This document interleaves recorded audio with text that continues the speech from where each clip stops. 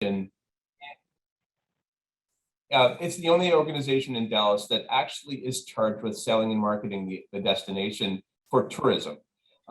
We do work very closely with other economic development organizations, the chambers, the North Chamber. I've just met Ken a while ago. I hope to have a very long and deep relationship with he and his staff.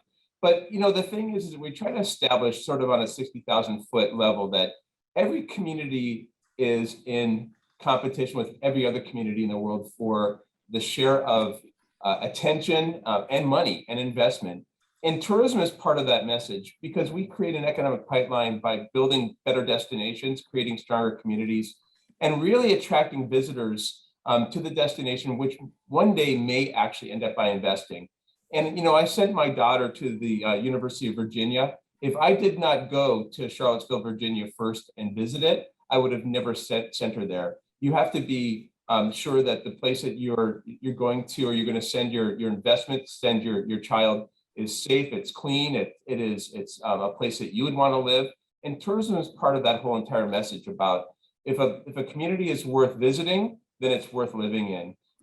We also have a very wonderful opportunity with the convention center and other conventions that happen here. That is called forced tourism.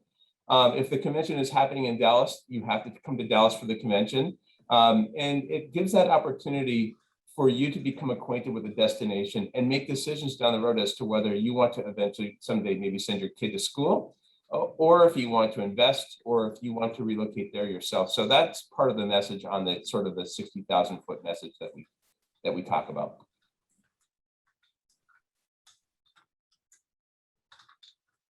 Now I'm trying to advance. Okay, so just to, this is all the information I'm going to give you is pre-COVID, because things are a lot different now, and I will explain that. But prior to COVID, you can expect that the economic engine that's created in Dallas for tourism is $5.3 billion each year. We welcome approximately 160,000 visitors a day, or we had prior to COVID. And then before the pandemic, as was mentioned, 65,000 direct jobs were the result in Dallas of tourism and tourism-related products. And then if you look at sort of the way that this works, tourism is a wonderful economic engine for us because it's paid by other people. So to say that in another way, people that come into Dallas spend money. They don't take a lot out of Dallas. They drink a lot of our beer, and they park in our parking lots, and they eat our food, and they stay in our hotels, and they visit our attractions. They leave a very significant financial footprint when they leave, and they also pay our taxes on our behalf. So if you look at the tax benefit of $1,221 last time this was done, that is per household. That is equivalent to services that are provided by the city of Dallas that are paid by people from out of state by definition, or the ones that are staying in hotels. So it really is a wonderful opportunity for us to get the tax benefit of people that come in and pay taxes and really just leave at the end of the day and go back to their own communities. Hey, Craig, just for visuals, we're still only really seeing your entry slide. Okay. Thank you very much.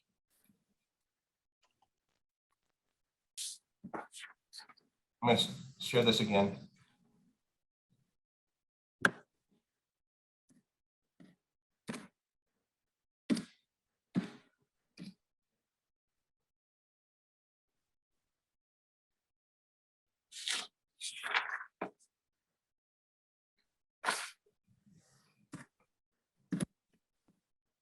I wonder if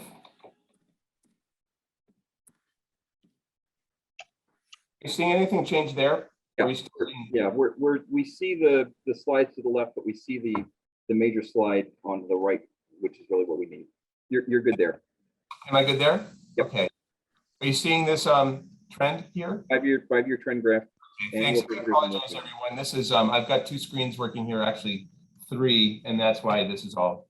I apologize. I'll get this fixed. So we're talking prior to COVID, and I'm not going to dwell on COVID very much, but prior to COVID, we had a very specific upward trend in annual visitation. and room revenue. And that translated to more taxes, more everything else along with it. And that is something that we were really enjoying prior to COVID. But of course, when COVID happened, our revenues really bottomed out. I would dare say that COVID probably affected the travel industry much larger than it had most industries. We are unfortunately the first ones that get hit with these kinds of black swan events. But prior to COVID, we were running, it was high season in January, February, and March, and we were running aggregate occupancies in the city of around 70%. And then almost overnight, we went from those occupancies to single digits. A lot of our hotel partners lost 85 to 90% of their staff after that through furloughs and layoffs, and it was just absolutely devastating to us. But if you look as well at this, another way of looking at this is to say that an economic development or an economic study that was done in Dallas said that the cost of COVID is equal to 9 times the combined loss of 9/11 and 2008. So 9 times worse, the combination of those two events. That's what COVID has done to us. And so we have really, we really tanked. And I'm going to show you another slide that shows revenues that from 19 to 20 to 21 went down 31.9%. Now we are starting to see a comeback, and that's really what I want to talk about more. Everybody's kind of sick of talking about COVID. I am certainly, but to talk about sort of a way forward, we have to kind of talk about where we've been. But right now, unfortunately, our corporate business is still very hesitant to travel. And as a lot of you that work for corporations, you probably have travel bans, or you're talking about lifting travel bans. That is really deeply affecting Dallas right now. That is our bread and butter in our different various destinations, our destination rather. But it has not actually been the case with leisure customers. We're finding that our weekends we're crashing through the roof with occupancy, and then we die in the middle of the week, which is very hard for us when we're trying to bring staff back. People don't want to work just for 30 hours or 25 hours a week. They want to work their full 40 hours. It's been quite a challenge, and I think that obviously my friends in the hotel industry that are on this call can attest to just how deeply that has affected us.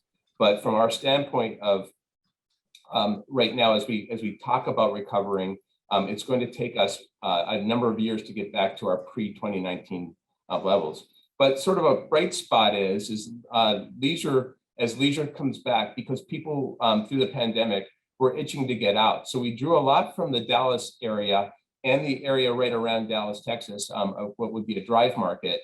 We really did capitalize on that and marketed to bring people in through using their cars. We felt, and statistics showed and research showed that people were certainly willing to get in their own car and drive to a destination. They were not as willing to get into a plane at that time. So we really did concentrate our efforts towards a 100-mile and out gap around Dallas to really bring people in. And that leisure activity really remained high over the summertime until we started to see the effects of the variant. But to give you an example, the 2021 Labor Day was actually stronger than 2019's Labor Day. So we really did see a lot of signs of very positive growth happening. And the Delta variant, unfortunately, right now has put things on a bit of a pause, but I'll get to that in a second. So this eye chart is, if you look at it a little bit closer, it really talks about the fact that we hit rock bottom, but we are seeing a definite trend upwards. And that trend is still continuing even with the Delta variant. We are seeing a lot of positive activity in the way that people are engaging with Visit Dallas, but we're seeing hotel demand rise, we're seeing the jobs return, we're seeing hotel revenue return, albeit at a pretty slow pace. But the other good news is that travel readiness, and we subscribe to a number of different firms that do research to people's willingness to travel.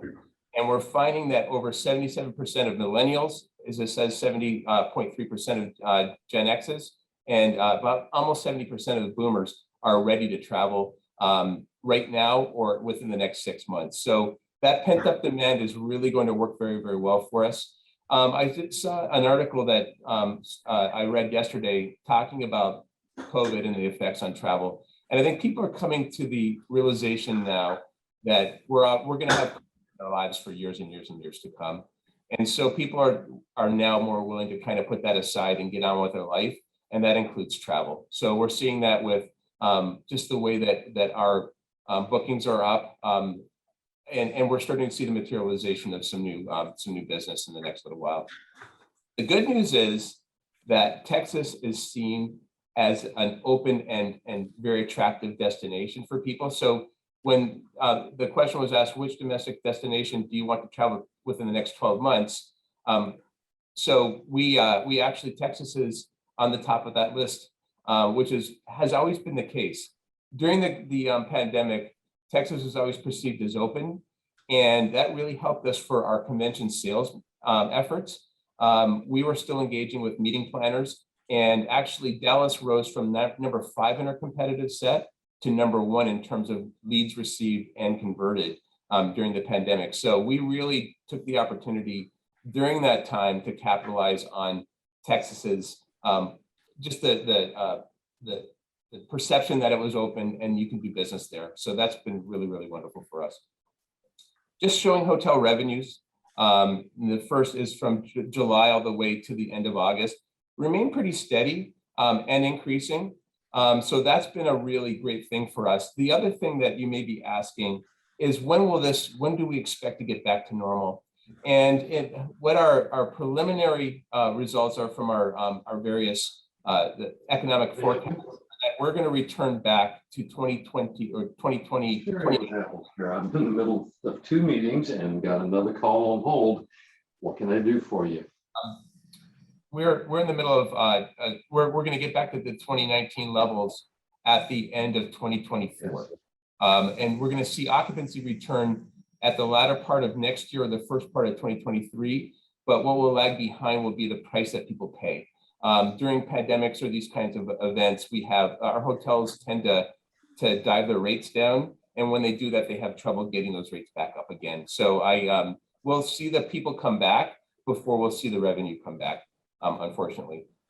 So this is the part I wanted to talk to everybody about what's new and what's exciting. We're on the precipice of a really exciting project at the Kay Bailey Hutchison Convention Center. And I don't know how many of you have been there lately, but our convention center does not hold up against our competition. And I'm going to give you a little bit of history about our convention center. The first phase was built in 1957, and the second in 73, third in 84, and phase 4, which included the Omni Hotel, was in the early 2000s. So we have parts of our convention center that have been around for 60 years. And that is being shown. In fact, I'll talk to you about client criticism. We actually do a great job. And long before I got to visit Dallas, our community was selling our convention center very, very effectively to myriad different customers. But when they leave and they give us feedback, and their criticism is pretty straightforward. They say, first of all, our roof leaks. There's not enough breakout space, so we can't control or we cannot attract the kinds of conventions we want. Hold on. No, it's okay. You're more important. We have a problem with meeting space ratio to our exhibit space. We can't. The types of conventions we really want to bring in are medical-based conventions. And they require a lot more breakout meeting space than we have. So we really are lost in the dust with that. But just a lot of criticisms with our convention center. And we're working with our friends at the city and also WSP to create a convention center master plan. And about just a number of months ago, the city was able to hire WSP to do a plan. And they really want to remake and reintroduce the convention center in Dallas. So the plan components are to obviously bring up the facility, modernize it, expand it, bring new meeting space in, and really, really address the customer's concerns. That is also going to be a multimodal transit station at the convention center, which will include high-speed rail to Houston. amongst DART stations and a bunch of different, it'd be an intersection of a bunch of different multi-transportation modes coming together at the convention center.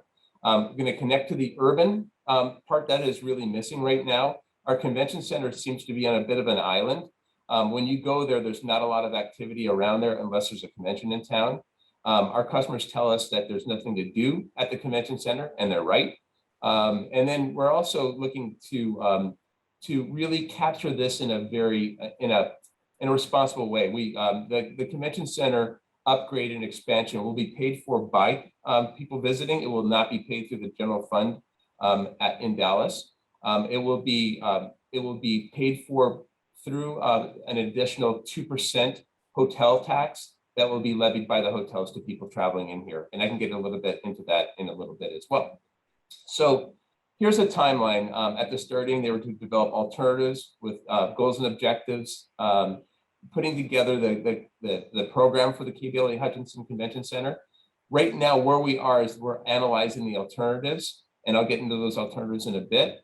And then in the new year, we're going to have City Council choose an alternative and hopefully get the financing together and then break ground sometime in 2023.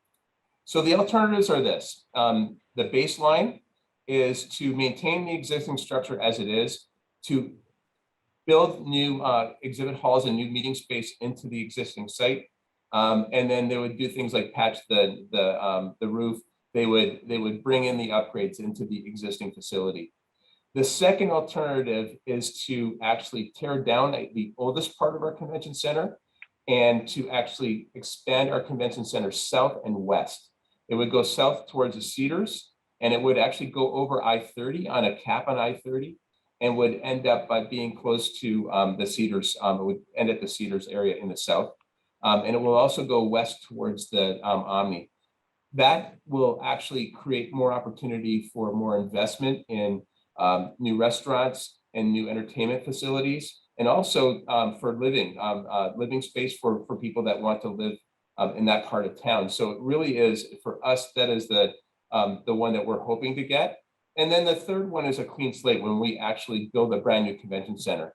And that one is the most, they go from the least expensive alternative and baseline to the most expensive alternative, which would be clean slate, which would be tearing down the convention center we have now and replacing it.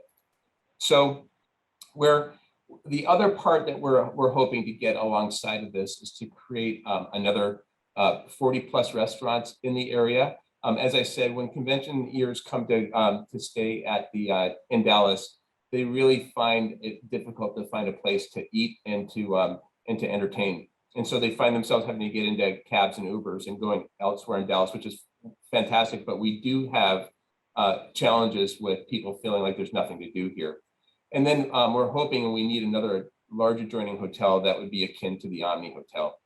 So right now, the chances of getting all of those are very, very high. I'm going to then now talk about our competition. We compete against other large cities, but our main competition are San Antonio, New Orleans, Atlanta, Las Vegas, Houston. You can also add San Diego, you can also add Denver, and you can also add Chicago to the mix. Every time we have big conventions, we do go head to head with all of those. And so when you look at the way that Dallas is situated, we are in the middle or the end of the pack in competition with the rest of them. Meeting space, exhibit space, we have quite a bit. I mean, Dallas has 700,000 square feet of exhibit space, but when you look at meeting space, we're towards the bottom of it. We really, with bringing this plan into action, we hope to go head to head with Las Vegas and Chicago. And if we do it that way, that's exactly how we will actually be able to end out. So the bottom line is that we're doing well. We could do better as COVID. We get out of COVID and we get into more recovery. And then we can also introduce this plan for the new convention center. We're going to see some really bright days ahead for Dallas and for the convention center. I do want to say that the way that we're going to be able to put that 2% tax is to do something called a Brimer bill. And that would go to a public referendum next November. And we're going to ask people to vote in favor of taxing our visitors 2% additional to help pay for this convention center. So those of you that know, and a lot of you around this call do know, these are tricky situations, and so it's going to take a lot of planning and a really great ground game. But I'm going to repeat this for the sake of emphasis. If you're asked about this, the tourism master plan and the new convention center, be sure to tell anybody that asks that not a cent of public money that would be used out of general fund of Dallas will be used for this product. And the upside is we're going to be able to grow this economy and grow our in competition with the cities that we really do compete with every day. So with that, I'm going to ask if anybody has any questions, and I do apologize for the issues that I had with trying to share this screen with everybody.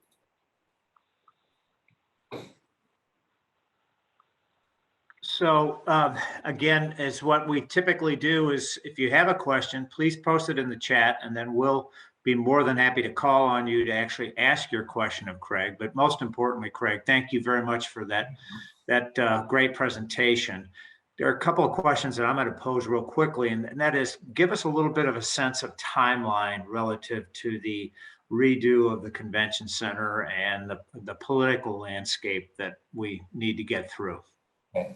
Well, there's a couple of different meetings that have to take place, but we have to obviously present this through City Council, Dallas City Council, through the various committees, and then it will go to a full council vote in January to get to choose which of the three alternatives they want to go with.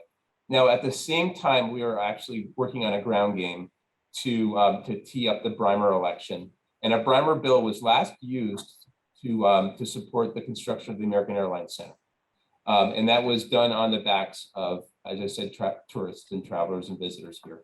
So it'd be an additional 2% on every hotel room, which would bring Dallas from 15% on total tax on a room to 17% total tax on a room, which is actually in keeping with all of our competition.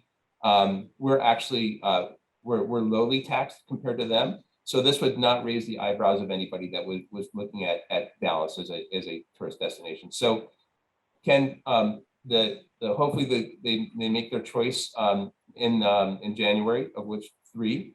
They've also done they've redone the bonds that currently pay for the convention center, and they've saved a lot of money. So we're actually collecting a lot more money now, and they'll begin the process of maybe getting all the architectural renderings and that sort of thing done in 2022 for construction starting in 2023.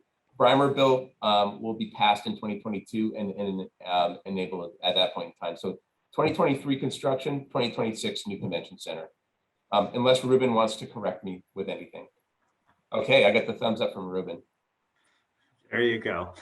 And what kind of for maybe this is better for Ruben, but what kind of timeline? Let's say we went bigger or biggest. What are we talking about in terms of time to construct something like that? Well, okay, go ahead. Yeah. No, we just had this conversation earlier this morning. If everything works as planned in terms of the timeline that Craig just described, we're looking at moving forward with project development in early 2023. But then if you went using Craig's slides, if you went biggest, that's got to be how many years of a project is that? For to construct that convention center, it would probably be about 4 years. 4 years. Yes, Wow. we're required to develop a plan that they could go anywhere within 10-year plan, but our goal is to advance it as soon as possible. Yeah. And what I failed to mention is that new construction, what they're playing with right now is to actually sink the convention center underground. And if you've ever been to a convention in Toronto or in Washington, D.C., those convention centers are actually underground. So it would give a very pretty look on the top, but there would be a lot of excavation done. And then also, Greg reminded me of something very important with the Brimer bill election. The Brimer bill would also support Fair Park.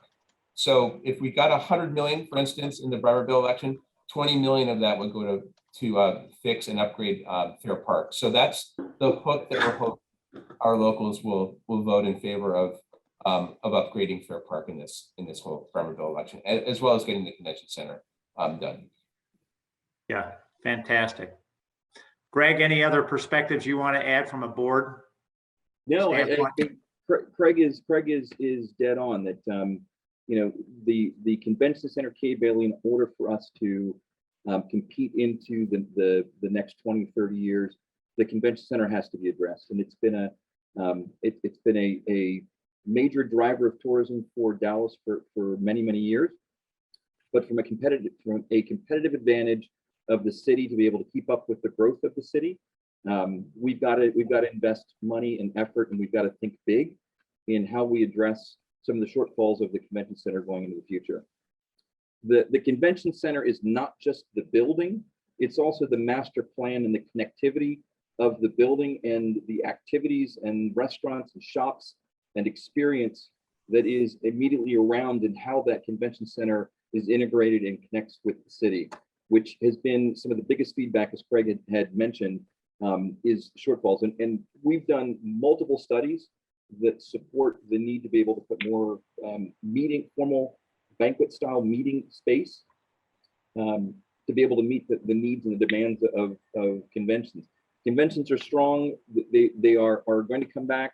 And the convention center is an important part of it. And as Craig said, the Breimer bill was negotiated to have that connectivity to support the city through increased investments in Fair Park, to be able to help Fair Park with $320 million of deferred maintenance.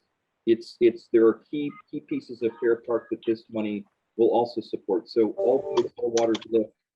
It's a really smart, great project that helps the economy of Dallas and helps tourism. Better myself. Thanks for those perspectives. We appreciate it, Greg. So, Craig, so then I guess the other question I would pose around this whole reconstruction and plans for the future. So what happens, Craig, when you're out trying to contract for these major conventions, but you're dealing with the uncertainty of a 4-year timeline to do biggest and 2 years to do something in the middle, and maybe less than that on the other end of the spectrum? How do you manage that process and the uncertainty of that? I went through this in Pittsburgh when we decided that we tore down the convention center there and did it cleanly. We got on planes and we went to talk to our customers and we let them know what was going on. Now, in this particular case, we plan to actually construct the new convention center. If I get the one that I want, which is the middle one, we are planning on actually hosting conventions at the same time we're building. What could possibly go wrong there? But we're going to have to just be very honest and open with our customers. Many of them, it is not their first rodeo. This happens in many cities. So we're going to have to just sell like we've never sold before and just keep our customers informed. They appreciate honest and direct communication, and that's what we plan to do. So yeah, we'll have to, that's another ground game that we're going to have to get together, but it will be a long 3 years. I've gone through this. It's terrible, but coming out on the other end, you see such an incredible, just a reflection of the city and the excitement with this. We will bring more conventions and more important people seeing the city than we ever dreamed if we get this convention center as it is. So it'll be 3 years of pain for sure. That's great. Lori Sprouse, I think that might have answered your question, but Lori, did you want to ask any further of that? Lori's also on our leadership. Yeah, no, that largely answered. It's just how you plan. I mean, if you're doing the biggest, if you're doing the clean slate, are you still able to deliver business during that time period too, or would that preclude that? I mean, it sounds like if you're doing the bigger plan that you want, you can still have business at the convention center. Is the same true? No, it's not going to be. I mean, there would be a lot more disruption with the clean slate because there's only so much land there. So that would be a lot more timing involved there. So no, there would be no upside to that. We could not. We'd have to shut down the convention center and demolish it and rebuild it. We had a question from Mansura Tarani, and I think Craig has answered both of those, but Mansura, is there anything else you'd like to ask? No, he's answered most of those. I was mostly, contemplating how we can take advantage of the uptown and some of the better areas of downtown as far as restaurants, how do we connect to them? So hopefully we have connectivity as part Well, of that the map. would be really solved for with the multimodal transportation station taking place. Or that's all part of the master plan of the city to increase DART connectivity through various, through streetcars or other means to the places that you just mentioned. It is so important. I mean, I'm guessing that all of you around this call have gone to conventions before, and you really get that first sense of the city when you're there and how safe it is, how clean it is, and just to see the better parts of Dallas. That's really what we're forcing people now. We're forcing them into taxi cabs and Ubers to go into Uptown, to go to Bishop Arts, to go, wherever. And those places are wonderful. But, when you're comparing us against, for instance, Nashville, where everything is right there and you can just walk and find a whole bunch of different alternatives, they really have, a lot of cities have really figured this out, and Dallas is on the precipice of really kind of leapfrogging the rest of them. Thank you. That's great. Our friend Jeff Kittner, Chief Operating Officer of the North Dallas Chamber of Commerce. Jeff, do you have a couple of questions you wanted to pose? Sure. Thanks, Ken, and thanks, Craig. And let's go back to the Brimer bill for a second. What do you think the campaign for the Brimer bill will look like, particularly if it's going to be at the end of what is likely to be a very lengthy ballot? We've experienced this challenge before when we've tried to get various bond elections or ISD bonds passed, and just getting the word out there on something that's not an elected candidate, more so a referendum. What do you view as the campaign being like for there? And I see Ruben might have an answer to that too. I view it as a campaign in support of Fair Park. And that this whole thing with the convention center, and many of you may have seen the Dallas Morning News article about it, which was, it really skipped a lot of detail and kind of made these grandiose claims. It said something like the convention industry is dying. I don't know where she got that from. And then there's always this, so the hard part is this, Jeff, and you know this through your own work, when there's a complicated message, that is oftentimes going to be our death knell. And we have to really dumb it down and say, listen, this is a vote for Fair Park, and this is going to be carried out in Dallas. It is not going to be something that locals will have to pay for. And I think that that's really what we're having to build. Last time the American Airlines Center, it did pass, and did the Omni Hotel did as well. But the American Airlines Center, and I understand, and I wasn't here at the time, but the opposition to that was, why are we giving a bunch of billionaires free money? Why are we building something for a bunch of billionaires?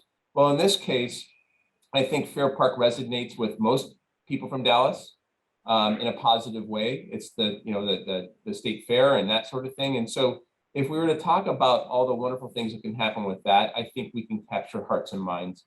I'm not sure that the convention center really does that. So I think that that's something we're really going to have to really concentrate on and make a very simple message about that. But yeah, you're right. That's keeping me up at night right now. Yeah, especially if it's the last thing on the ballot behind a lot of candidates. We're really going to have to do a lot of work to get the word out about this so that people know that it's on the ballot and then know how they should vote on it. Ruben, did you want to add something? No, he said it perfectly. I think it's important for us to come together as a community and really home in on the things that are going to resonate with the electorate. And what Craig said, it's going to be a lot about the Fair Park, and we have to talk about how both of them are very, very important to the overall economic vitality of the city. So, what Craig said. Great. Thanks, Ruben. And Jeff, just real quickly, our good friend Jenny King from UT Southwestern, she's kind of posed a similar question.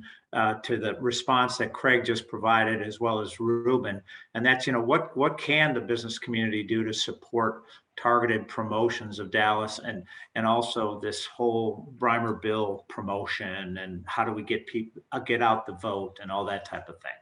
Well, the job is going to be on us. We're going to have to get our ground game and our act together. But I'm asking everybody that if you don't feel like I told you the truth here, please call me or email me.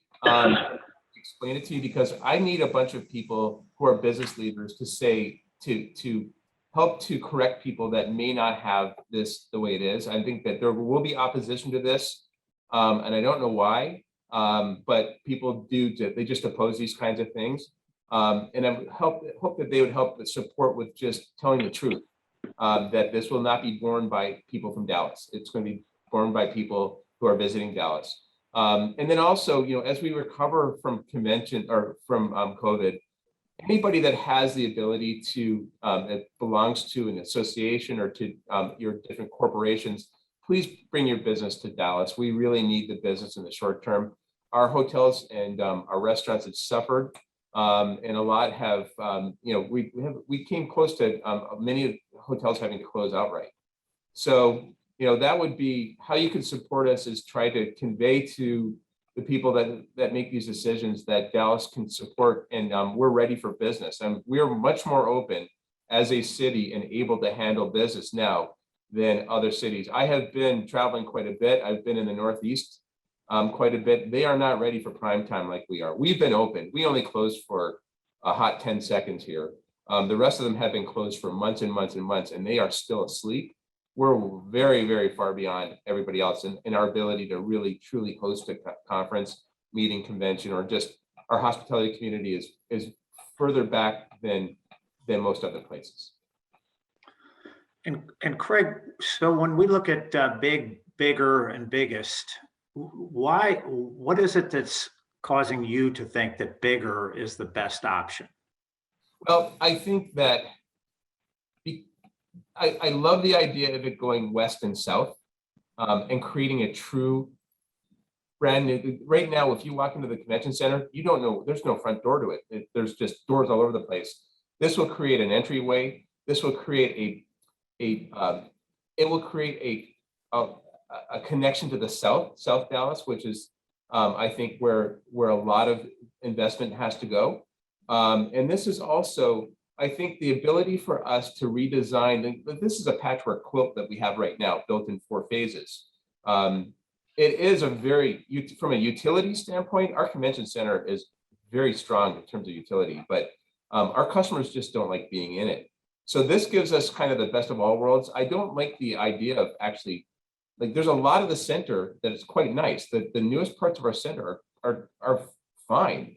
So I hate the thought of actually taking something that's perfectly good and demolishing it, just for the sake of creating a brand new convention center. Therefore, the middle option gives us the best of all worlds. It gets me my meeting space. It gets me my 100,000 square foot ballroom that we need desperately. It gets me the breakout space that we need. It gets us the entertainment space that we need for restaurants. It really is the best of all worlds. But I'll take either one of the 3. I just need something new, or something that we can attract conventions with. But if you're asking me what makes the most sense, I think it is the bigger of the 3. Yeah, that's great. That's fantastic. It's a great response. I would have thought you would have just immediately gone to the biggest, but that's a very thoughtful response, Greg. So. Tell us a little bit about how you coordinate with other organizations like Downtown Dallas Inc. and others that are just as focused as you are on ensuring a safe environment in the core of the city, and particularly around the issues around homeless and security and safety and things like that. Talk to us a little bit about that. We work very, very closely with our partners at Downtown Dallas, and you know what, they deliver on the promise. When we bring customers in, we're driving them around, we're showing them our beautiful city. We say, when you get here, we'll be ready for you. We'll be welcoming. We'll deliver this kind of service. And then, Visit Dallas has doesn't own any of those services. And our friends at Downtown Dallas Inc. actually do. They deliver cleanliness, they deliver safety. We have, for instance, we have conventions that are back in now. And when we tell them the conventions are in town, they make sure they coordinate to get their cleaning crews and their safety patrol people where our customers are going to be. And it gives our customers a lot, just a superior experience when they're here. So that's a natural linkage between our two organizations because they deliver on that promise. And the economic benefit of the convention center does get born mostly in downtown. Let's face it. I mean, that's where most of the people are staying. That's where most of the people are consuming goods and paying for them. So it makes sense for us to make sure that our downtown is safe and clean. As for the homelessness, I gotta tell you, I came from a smaller city where homelessness was in your face, panhandling in particular. If you compare Dallas with other cities I've been to lately, I think that we have a lot more control over our homeless challenge than a lot of other cities. But, I think that most people that do come into Dallas or do travel, homelessness is part of every city I've ever seen lately.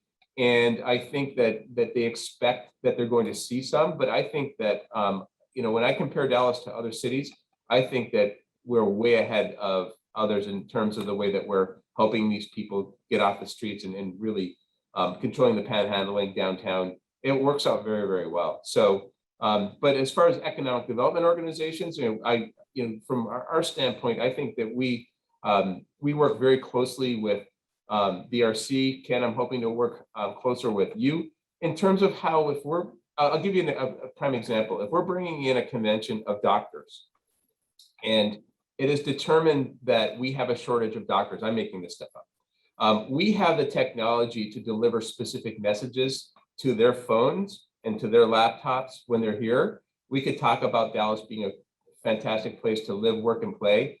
We have geofencing all over Dallas and can really help to deliver a unified economic message. I'm looking forward to the day that we really are looking at that and we're strategizing with each other and able to deliver those tactics. So we have that technology available and we're just waiting for opportunities to use that technology and some creative ideas as to how to do that. That's great. So Craig, obviously you're in the sales and marketing business, and you have a staff that goes out and proactively tries to attract business to the community and convention business specifically. What are some of your channels? Is it mainly just going out and blocking and tackling, or do you have other entities that serve in a brokerage role in getting business to come to Dallas? All of the above. We have best count 12 salespeople that cover the entire country and the entire world. And so a lot of them have deep relationships. And most of you are parts of and members of associations. So those associations rest in Washington, D.C. primarily and Chicago, Illinois. We have people that are implanted in those communities to really work with those customers. It is actually, and then we also have a lot of buyer-seller trade show relationships. So we have a number of different opportunities during the year to meet through trade shows with our buyers. So with different meeting planners and event producers. There's a whole nother part of this that I haven't mentioned, and it's an incredibly strong part of Dallas, is our sports commission that is housed with Visit Dallas as well. This is a sports haven. During COVID, they carried us on their back.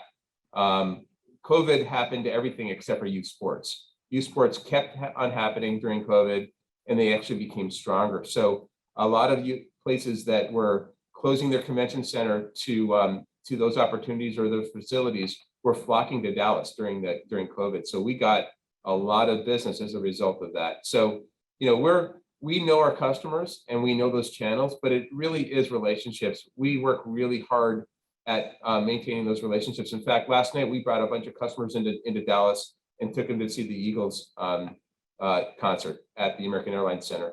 So we've been selling all during COVID. We're selling now, and actually our activities are really increasing. We have a lot more customers in town now than we have for the last number of months. So I really am very, very optimistic about our near-term future. Yeah. And to supplement that, what are the top 3 things that you sell? Oh, boy.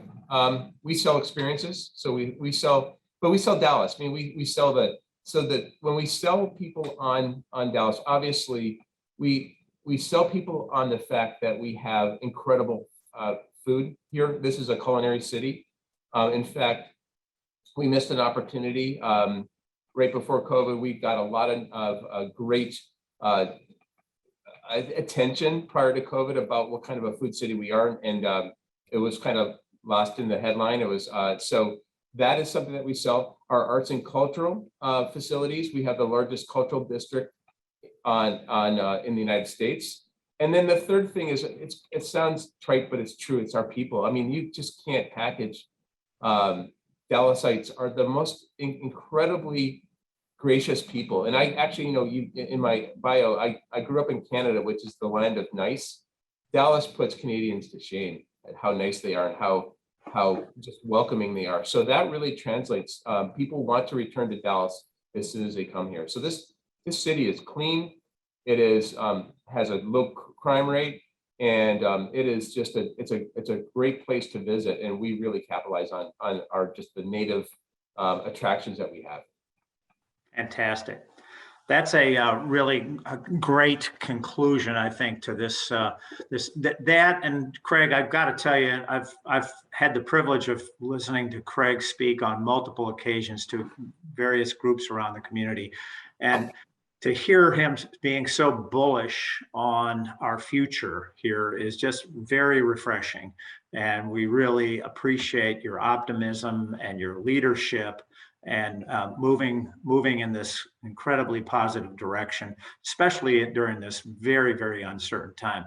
I think Jason hit on it in the introduction, but Craig, you started in February, was that correct? Started in January, actually. This is January, I'm sorry. Okay. In January of 2020, in a situation where he's out trying to sell business coming here, in-person business. And so there couldn't have been a more challenging environment that he came into, as well as some of the political situations that we're all very familiar with. So Craig, we can't thank you enough. Just for everyone's benefit, Craig made a real commitment. He's living in the North Oak Cliff area, in the Kessler Park area. So Craig, think great investment, and it's easy commute for him into the downtown core area. Where are you officing right now? We our offices are on St. Paul and Federal. We're in the Republic Tower. We're in the Republic. We're going to be here for a couple months. We're getting kicked out, so we're going to move just a little bit north here. But I do want to say something really quick. Nobody feels sorry for me because nobody escaped COVID, and I couldn't think of a better place to be during COVID than in Dallas, Texas. So it gave me the opportunity really to get things done that I needed to get done. So I really feel blessed to be here, and just thank you. If anybody on the phone or on this call thinks of anybody that they think I should meet as a new person to town, please hit me up with an email, craig@visitdallas.com. And just say, have you met this person? Have you met that person? I'm looking very much to getting a lot more into the community. Fantastic. Thank you so much, Craig. On behalf of the North Dallas Chamber of Commerce, we'll be making a donation in your name, thanks for your presentation today, to the Austin Street Shelter at the end of our fiscal year. And so we really appreciate you being here today. And like I said, your leadership and everything you've brought, your enthusiasm and your optimistic view of the world, bringing all that to Dallas when you came here now more than a year and a half ago. So thank you very, very much. We really appreciate it. And I also want to again recognize our sponsors, DART, Haynes Boone, and of course, Southwest Airlines for their sponsorship of our leadership briefing series. A couple of things that Craig, I think you and I talked about when we most recently met, but what's an interesting connection between Visit Dallas, or formerly the Dallas Visitors and Convention Bureau, but an interesting connection is that 2 of our past board chairs are Sam Coates who served in an interim role prior to Craig's arrival. And so we actually invited Sam to join us today, but unfortunately he wasn't available. But Sam Coates is one. And then the other person that I think is significant, that is a past board chair of the North Dallas Chamber of Commerce, is Kay Bailey Hutchison. So, and the convention center, of course, is named after her. So great connections and great opportunities there. Last but not least, I wanted to acknowledge a few events that are coming up and want to make sure everybody's aware of those. Next week on September 29th, we'll be hosting a Middle Market Executive Forum that will feature Lee Bratcher, who is the president and CEO of the Texas Blockchain Council. And his focus is trying to make Texas the blockchain capital of America. So it should be a very interesting program. On October 13th, we'll be into program number 3 of our Experiencing DEI series, which will be a bus tour of the southern sector of Dallas. And we'll have upwards of a dozen stops on that tour where we'll be addressed by the likes of Darren Babcock, Michael Sorrell, Bob Mong, Harrison Blair, Rodrigo Ross, and many other entities that will be presenting to us, Peter Brodsky. So it should be a wonderful experience if anybody can attend that. It's almost a full day affair, but we would love to have you join us on October 13th.